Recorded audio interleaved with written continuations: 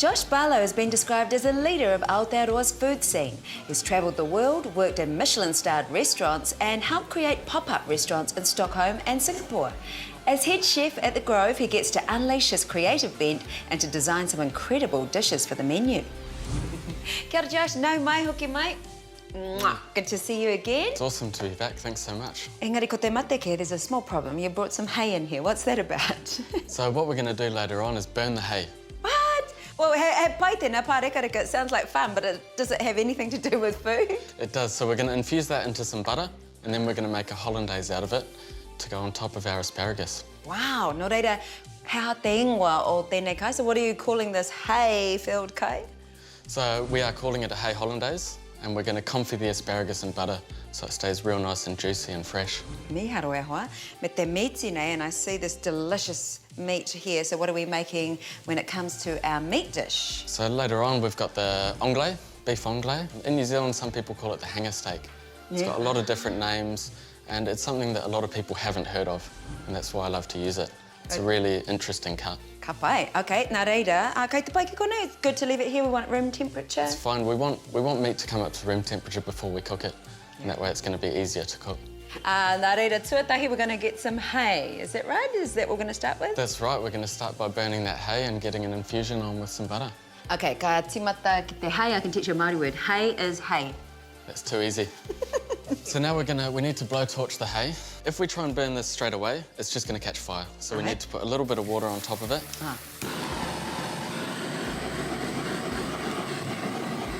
Yeah, let's do it. Your turn? Aye. All right, I'm going to sign out. OK. Stepping out, tag team. That's it. Just start off nice and far. That's good fun, right? That's right. All right, so now what we need to do is infuse some butter into that. Wow. We're going to let that butter melt, and we want that just to infuse for a couple of hours, just to really get that flavour in there. And this is something you could even do a day before you plan to use it, and just store it in the fridge. So now we need to strain it through a sieve. So that's where all the flavour's going to be, right in there.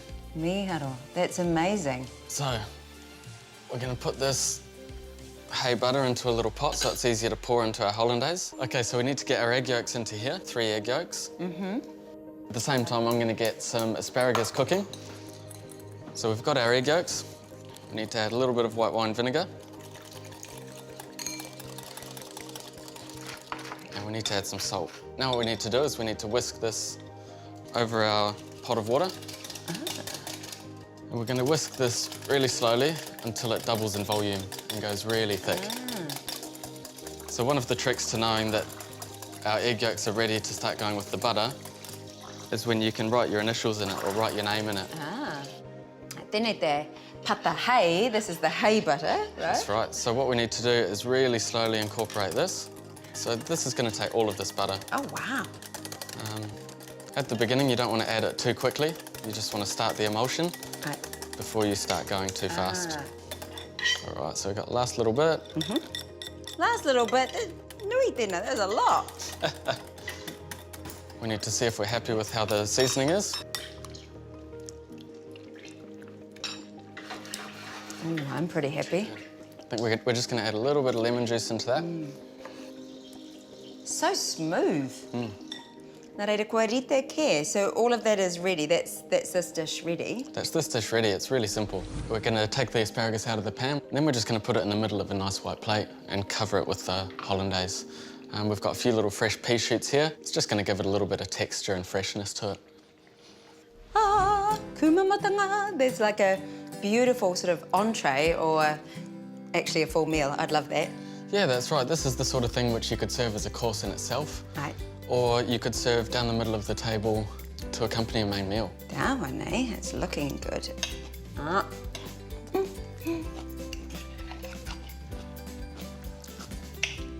Te rongope te pakapaka. If you can taste it, if you can hear the crunch, that's a great sign. Example. Perfectly cooked. That sauce. It really does make that really nice, deep, so much better than hollandaise. It's just he pata noiho. It's just a very buttery. A rich, buttery sauce. And yeah, by doing something like this, you give your dish a point of difference. I could just sit there, with a spoon Yeah. and a piece of bread. Okay, engari me waiho, but I need to leave that Alright, and get enough onto of the meat. Yep, so onto the main course. All right, so the first thing we need to do is make our gremolata. Okay. So we're going to put inside the blender all of this parsley.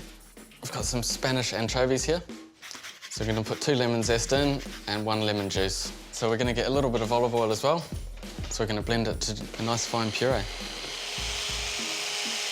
So we need to have a little taste to make sure we're happy with the seasoning. In my expert opinion, What do we need? ke paku nui ake te tote, maybe a little bit more salt, Pinch of salt and we're good to go. and then we're on to meat. We're on to meat and the radicchio. Ha, kei te kōrero koe mo tēnei, radicchio, what are you talking about?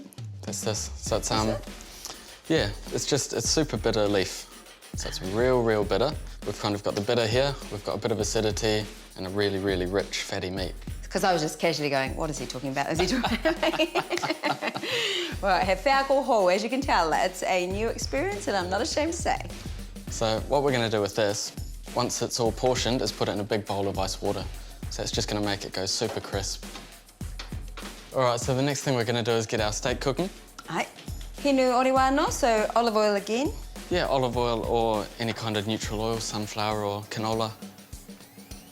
All right, so I'm just going to break this down into slightly smaller pieces. So we're going to cover it in salt and pepper now. Nā ka tatari koe kia wererawa atu te hinu, so you're waiting for the oil to get really quite hot. Yeah, we want it really hot before we put it in. If you put the meat in too early, it's just going to stew and you're not going to get nice caramelisation.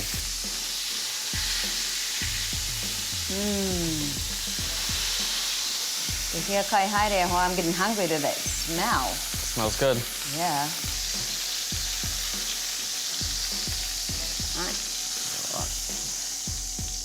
So we're going to pop that into the oven now. Kia hia te roa? It'll probably take, I think, 6 to 8 minutes, something this size. He ranu anō, ne? Well, there's another sauce that we need to do? There is, so we need to chop the rest of this parsley nice and fine. Aye. Yeah, we're going to make a bone marrow sauce. Monga.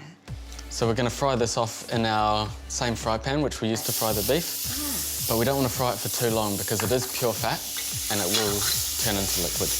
All right, and then we're going to put all of this parsley in if you want to do that. Aye. It's going to crackle and pop. It is. Then we're just going to put a little bit of red wine vinegar in there. Going to deglaze the pan.